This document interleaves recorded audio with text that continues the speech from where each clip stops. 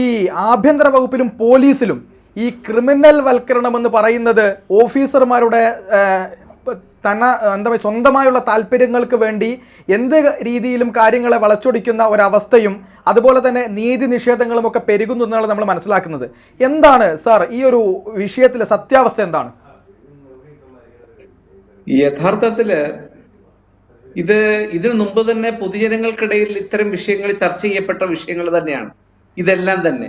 ഇത് CPM-ന്റെ ഒരു MLA, പ്രത്യേകിച്ച് മലപ്പുറം ജില്ല പോലുള്ള ഒരു ജില്ലയിലെ MLA, അതും ADGP-ക്കെതിരെ നടത്തുന്ന ഒരു വെല്ലുവിളി അല്ലെങ്കിൽ ഒരു പോർവിളി, അവർ തമ്മിലുള്ള ഒരു യുദ്ധത്തിന്റെ ഒരു പോർവിളിയുടെ ഭാഗമായി വെളിപ്പെടുത്തുമ്പോഴാണ് യഥാർത്ഥത്തിൽ ഇതിന് രാഷ്ട്രീയമായ പ്രാധാന്യം ഏറെ കൂടുതൽ വരുന്നത്.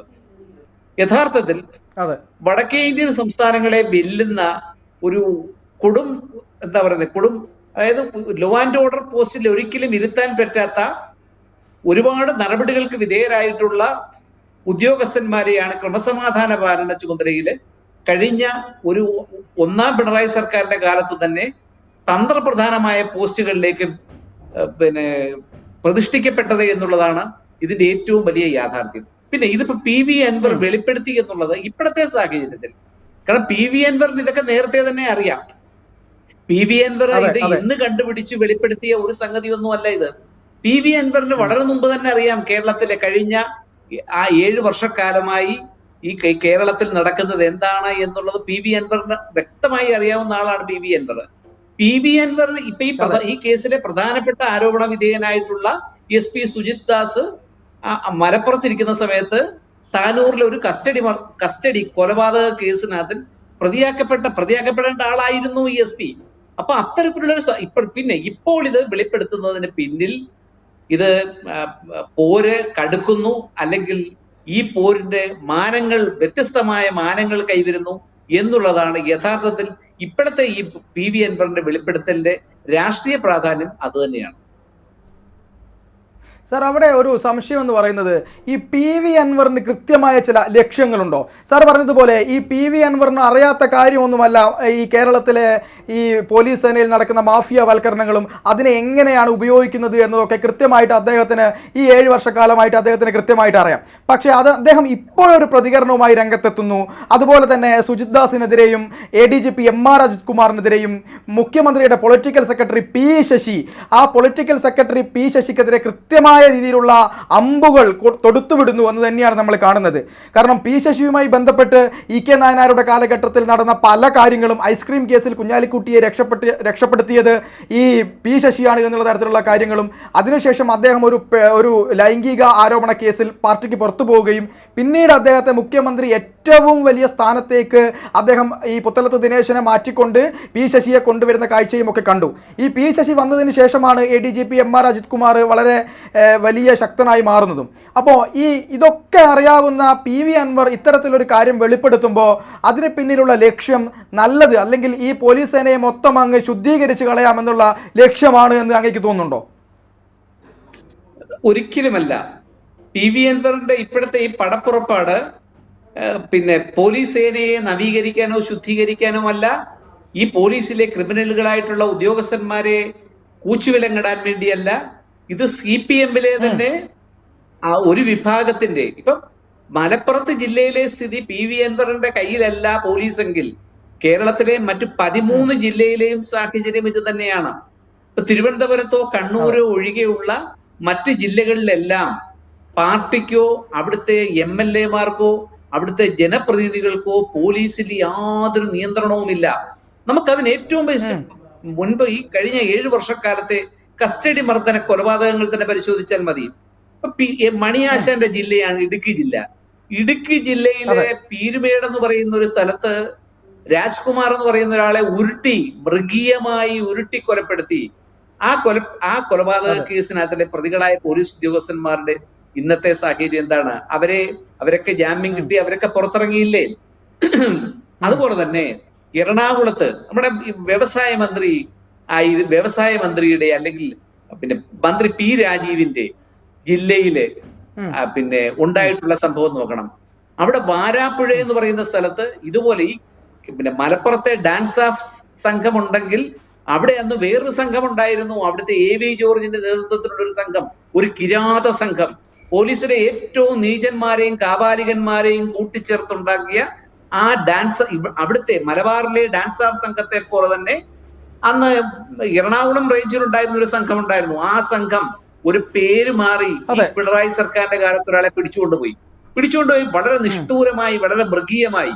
കാട്ടാളന്മാരോ കാട്ടുമൃഗങ്ങളോ പോലും ഇത്രയും ഒരാളുടെ പുറത്ത് ഇത്രയും അക്രമം നടത്തില്ല. അയാളെ കൊലപ്പെടുത്തി. ആ പ്രതികളെ സംരക്ഷിച്ചത് ആരാണ്? ആ പ്രതികൾക്ക് വേണ്ട എല്ലാവിധമായ രാഷ്ട്രീയ സംരക്ഷണവും അന്നത്തെ സർക്കാർ, ഇപ്പോഴത്തെ തുടർന്ന് വരുന്ന സർക്കാർ, ആ സർക്കാർ നടത്തി. അതുപോലെ തന്നെ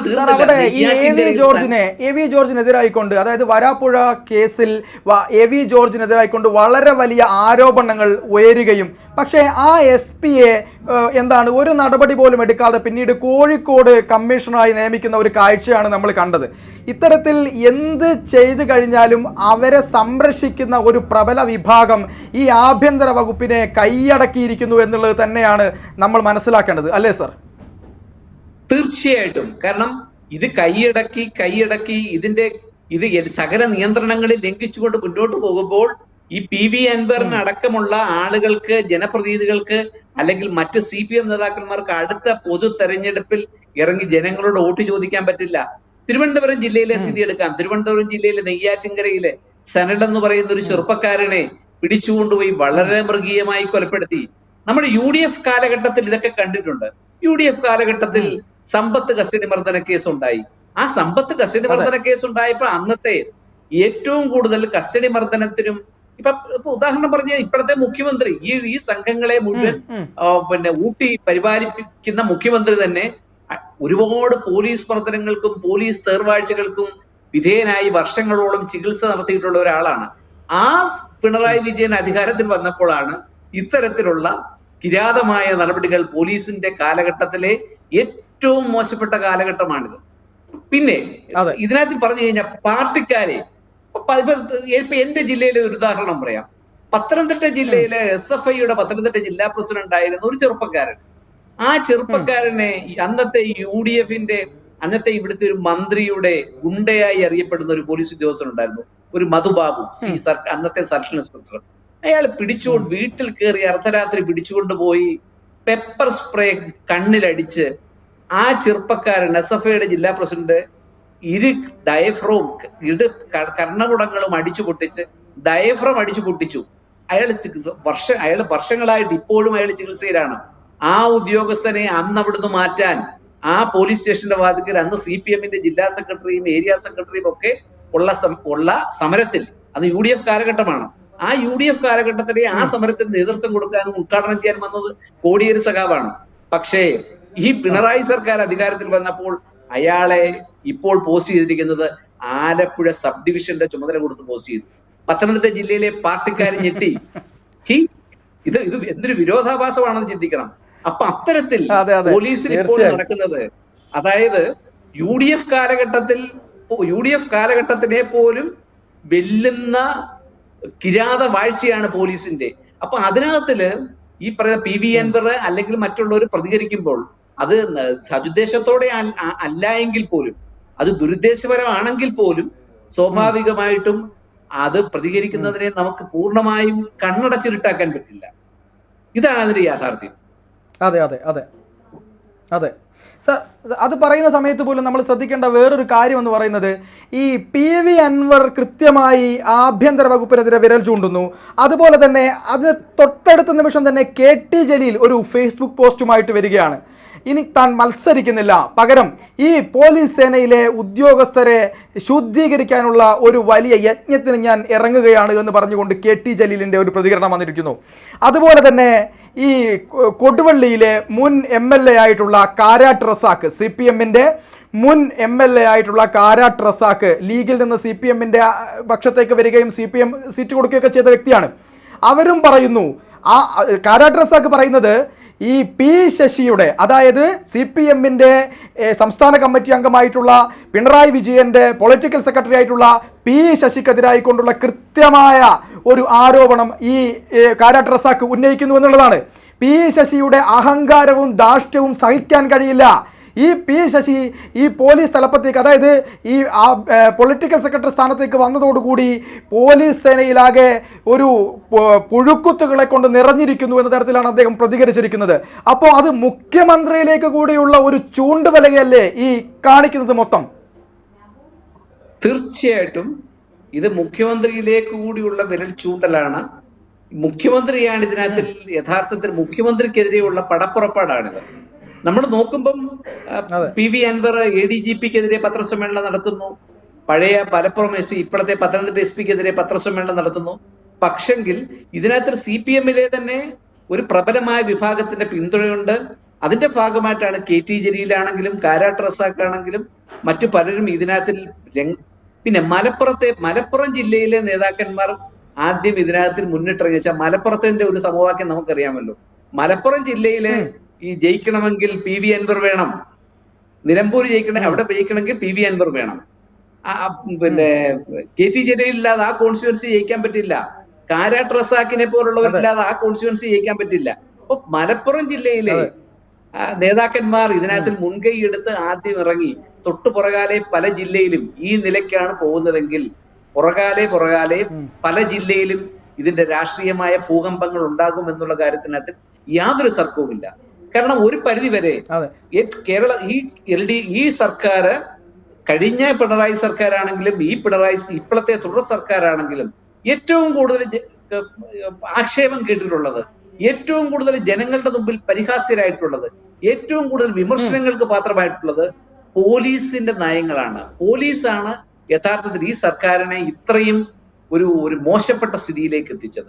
അതിനകത്ത് പിന്നെ നമ്മൾ നോക്കണം, നമ്മളൊന്ന് പരിശോധിച്ചാൽ മതി. ഇവിടുത്തെ പലപ്പോഴും പിന്നെ രാഷ്ട്രീയ ബുദ്ധിജീവികൾ എന്ന് പറയുന്ന ഒരു വിഭാഗമുണ്ട്, സാംസ്കാരിക നായകന്മാരുണ്ട്. നമ്മളൊക്കെ ചിന്തിച്ചാൽ മനസ്സിലാവും, ഏതെങ്കിലും ഒരു നല്ല ഉദ്യോഗസ്ഥൻ, ക്ലീൻ ആയിട്ടുള്ള ഒരു ഉദ്യോഗസ്ഥൻ ഒരു SP പോസ്റ്റിംഗ്, ഒരു ലോ ആൻഡ് ഓർഡറിലെ പ്രധാനപ്പെട്ട ഒരു പോസ്റ്റിംഗോ കൊടുക്കുമോ? ഒരു ഉദാഹരണം കൂടെ ഞാൻ പറയാം.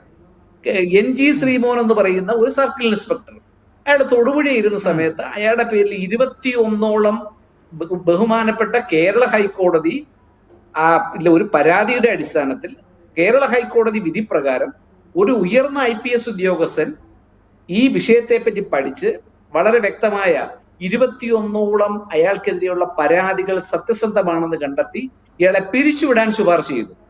പിണറായി സർക്കാരിന് ശുപാർശ കൊടുത്തു, പിണറായി സർക്കാരിന്റെ കൈവശം അത് എത്തിക്കഴിഞ്ഞപ്പോൾ അയാളെ സർവീസിൽ നിന്ന് പിരിച്ചുവിട്ടു. പിരിച്ചുവിട്ടപ്പോൾ ഏറ്റവും അവസാനം എന്താണ് സംഭവിച്ചത്? ഈ മുഖ്യമന്ത്രിയുടെ ഓഫീസ് ഇടപെട്ട് തന്നെ ഈ NG ശ്രീമോനെ ഒരു വളരെ അത് വിചിത്രമായ ഉത്തരവ് തന്നെ വളരെ വിചിത്രമാണ്. സാമൂഹ്യമായി പിന്നോക്കാവസ്ഥയിൽ നിൽക്കുന്ന ഒരു കുടുംബത്തിന്റെ അത്താണിയായതുകൊണ്ട് ഇയാളെ തിരിച്ചെടുക്കുന്നു എന്ന് പറഞ്ഞ് ഉത്തരവിറക്കി.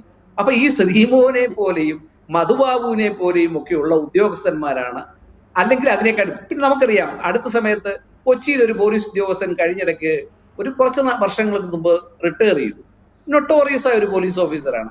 ആ പോലീസ് ഓഫീസർ റിട്ടയർ ചെയ്ത് കഴിഞ്ഞപ്പോൾ അവിടെ ഒരു സ്വകാര്യ ഡിറ്റക്റ്റീവ് സ്ഥാപനം, പ്രൈവറ്റ് ഇൻവെസ്റ്റിഗേറ്റിംഗ് ഏജൻസി ഡിറ്റക്റ്റീവ് സ്ഥാപനം തുടങ്ങിക്കഴിഞ്ഞപ്പോൾ അവിടുത്തെ പ്രധാന വർക്ക് എന്താന്ന് ചോദിച്ചു കഴിഞ്ഞാൽ അവിടെ വിവാഹ ആലോചനകളുടെ വരനെ പറ്റിയുള്ള ഡീറ്റെയിൽസ് എടുക്കുന്നത് മുതൽ സാമ്പത്തിക, നമുക്ക് കൊച്ചിയിൽ വെച്ച് ഒരു ഇടപാട് നടത്തി, നമുക്ക് പണം നഷ്ടപ്പെട്ടെങ്കിൽ ആ ഉദ്യോഗസ്ഥരെ പോയി കണ്ടാൽ മതി, കമ്മീഷൻ ഇത്ര ശതമാനം കമ്മീഷൻ, ആ ഉദ്യോഗസ്ഥർ ഇടപെട്ട് ആ പൈസ മേടിച്ചു തരും.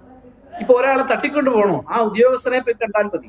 ഇത്തരത്തിൽ കേരളത്തിലെ പോലീസ് സംവിധാനം നമ്മളെല്ലാത്തിനും വടക്കേ ഇന്ത്യ ഉത്തർപ്രദേശിലെ പോലീസിനെയും ഗുജറാത്തിലെ പോലീസിനെയും അല്ലെങ്കിൽ ബീഹാറിലെ പോലീസിനെയും കുറ്റം പറയും. യഥാർത്ഥത്തിൽ ഉത്തർപ്രദേശിലും ബീഹാറിലും ഗുജറാത്തിലും ഒക്കെയുള്ള പോലീസ് രാഷ്ട്രീയക്കാരുടെ ആജ്ഞാനുവർത്തികളായി നിൽക്കുന്നവരാണ്. പക്ഷെ കേരളത്തിലെ വ്യത്യാസം, കേരളത്തിൽ ഈ ഉദ്യോഗസ്ഥന്മാരുടെ ആജ്ഞാനുവർത്തികളാണ് പോലീസ്, ഈ ഉദ്യോഗസ്ഥന്മാരുടെ ആജ്ഞാനുവർത്തികളാണ് രാഷ്ട്രീയക്കാർ. കാരണം ഇവിടെ രാഷ്ട്രീയക്കാരെക്കാട്ടിൽ ഹൈപ്പിൽ നിൽക്കുന്നത് പോലീസ് ഉദ്യോഗസ്ഥന്മാർ തന്നെയാണ്. കാരണം ഇവരുടെ എല്ലാവിധമായ ക്രിമിനൽ വൽക്കരണങ്ങൾക്കും ഇവരുടെ എല്ലാവിധമായ ഡീലുകൾക്കും മധ്യസ്ഥത വഹിക്കുന്നതും ഇടപാടുകൾ തീർക്കുന്നതും ഇതെല്ലാം പോലീസാണ്.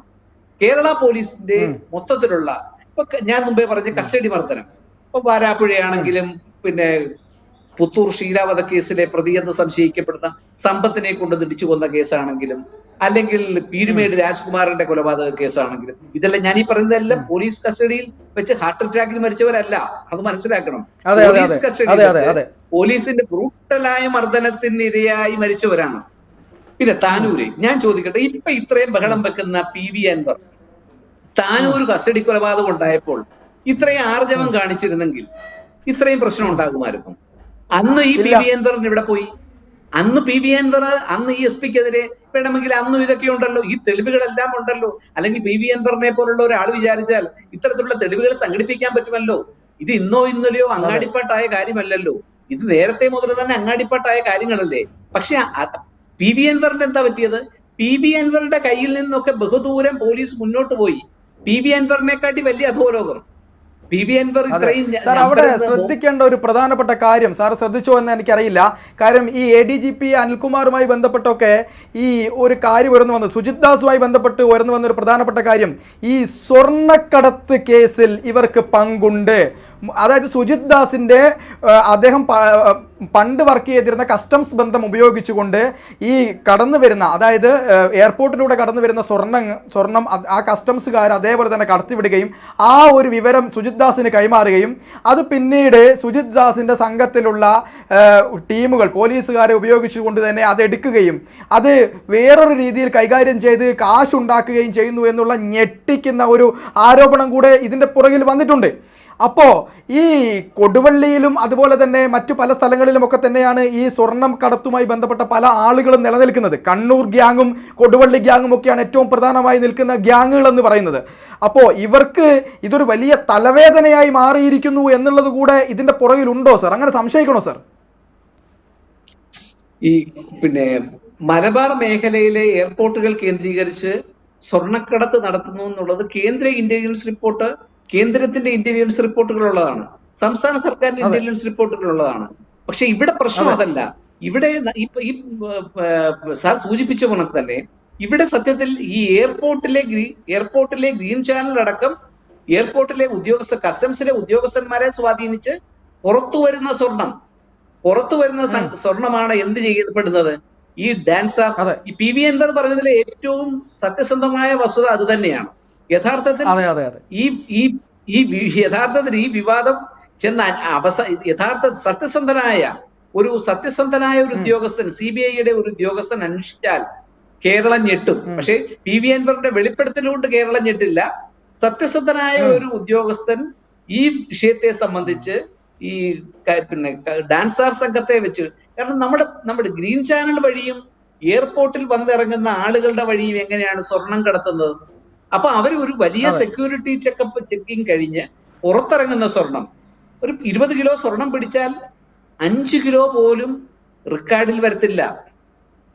വളരെ ചുരുങ്ങിയ ഗ്രാം അല്ലെങ്കിൽ ഇത്ര പവൻ സ്വർണത്തിന് അതിൽ മാത്രം നിർത്തും. ഇതാണ് ഇവരുടെ പ്രധാന വരുമാനം. കാരണം കേരളത്തിലെ പോലീസ്, അതുകൊണ്ടാണ് ഈ മലപ്പുറത്തെ SP-യെയും അതുപോലെ തന്നെ പിന്നെ മലബാർ മേഖലയിലെ ചില ജില്ലാ പോലീസ് സൂപ്രണ്ടുമാരെ പറ്റി ഈ ടെലിഫോൺ സംഭാഷണത്തിനകത്ത് വ്യക്തമായി പറയുന്നുണ്ട്. കാരണം മലബാറിലെ ചില പോലീസ് ഉദ്യോഗസ്ഥന്മാരെ മാറ്റുന്നത് ഈ പറയുന്ന തിരുവനന്തപുരത്തുള്ള ആ ഭരണം നിയന്ത്രിക്കുന്ന ഒരു ലോബിയുണ്ട്. ആ ലോബിക്ക് ഒട്ടും ഹിതകരമായ കാര്യമല്ല. അതുകൊണ്ട് തന്നെയാണ് ഇതിന് രാഷ്ട്രീയ പ്രാധാന്യം കൂടുന്നത്. അതുകൊണ്ട് തന്നെയാണ് യഥാർത്ഥത്തിൽ ഇതിനകത്തിൽ ഇപ്പം മുഖ്യമന്ത്രിയാണെങ്കിലും മുഖ്യമന്ത്രിയുടെ പൊളിറ്റിക്കൽ സെക്രട്ടറി ആണെങ്കിലും ഭരണ നേതൃത്വമാണെങ്കിലും പലപ്പോഴും മൗനം പാലിച്ചിരിക്കുന്നത്. പിന്നെ ഈ പറയുന്ന ഭരണം പൂർണ്ണമായും മാർക്സിസ്റ്റ് പാർട്ടിയുടെ കയ്യിലല്ല. ഇപ്പം നമ്മൾ സംഘടനാപരമായി എന്തൊക്കെ എതിർപ്പ് പറഞ്ഞാലും ഇടതും വലതും തമ്മിൽ ഒരുപാട് വ്യത്യാസമുണ്ട്. ഇടതുപക്ഷ മുന്നണിയുടെ ഈ പറയുന്ന ഈ CPM-ന്റെ തന്നെ CPM പോലീസ് സ്റ്റേഷനിലെത്തി പ്രതികളെ മോചിപ്പിച്ചുകൊണ്ട് പോകും അങ്ങനെയൊക്കെയുള്ള ചില രാഷ്ട്രീയമായ അവരുടെ ചില ധാർഷ്ട്യം അവർക്ക് ഉദ്യോഗസ്ഥന്മാരോട് കാണിക്കുമെന്നുള്ളതല്ലാതെ കേരളത്തിൽ ഏറ്റവും മോശമായ ഒരു ആഭ്യന്തര വകുപ്പ് ഉണ്ടായിരിക്കുന്നത് ഇപ്പോഴാണ്. തീർച്ചയായും സാർ, നമ്മൾ ഈ പരിപാടി അവസാനിപ്പിക്കുമ്പോൾ പറഞ്ഞു വെക്കാനുള്ളത് ഈ കേരളത്തിനകത്തെ, അതായത് ഉത്തരേന്ത്യയിലേക്ക് മാത്രം നോക്കി നമ്മൾ അത്ഭുതപ്പെട്ടുകൊണ്ടിരിക്കുന്ന, അതായത് അവിടുത്തെ സേനയൊക്കെ എങ്ങനെയാണ് എന്നൊക്കെ പറഞ്ഞുകൊണ്ടിരിക്കുന്ന നമ്മൾക്കിടയിലേക്ക് കേരളത്തിൻ്റെ പോലീസ് സംവിധാനം, ആഭ്യന്തര വകുപ്പ്, അതിലെ പുഴുക്കുത്തുകൾ, അതിലെ മാഫിയ ബന്ധങ്ങൾ ഒന്നൊന്നായി പുറത്തു വരുന്ന കാഴ്ചയാണ് നമ്മൾ കണ്ടുകൊണ്ടിരിക്കുന്നത്. ഈ ചർച്ച ഇവിടെ അവസാനിക്കുന്നില്ല. തുടർച്ചയായിട്ട് ചർച്ച ചെയ്യാനുള്ള ഒരുപാട് വിഷയങ്ങൾ ഇതിനകത്തുണ്ട്. ഒരു സാധാരണക്കാരന് നീതി കിട്ടേണ്ടത് പോലീസ് സ്റ്റേഷനിൽ നിന്നാണ്. ആ പോലീസുകാർ തന്നെ കള്ളന് കഞ്ഞി വെച്ചവരാകുമ്പോൾ ചർച്ച ചെയ്യാതെ വകുപ്പില്ല. എന്തായാലും നമ്മളോട് സഹകരിച്ചതിന് ഒരുപാട് നന്ദി സാർ. എത്താൻ ABC മലയാളം സബ്സ്ക്രൈബ് ചെയ്യുക, ബെൽ ബട്ടണും അമർത്തുക.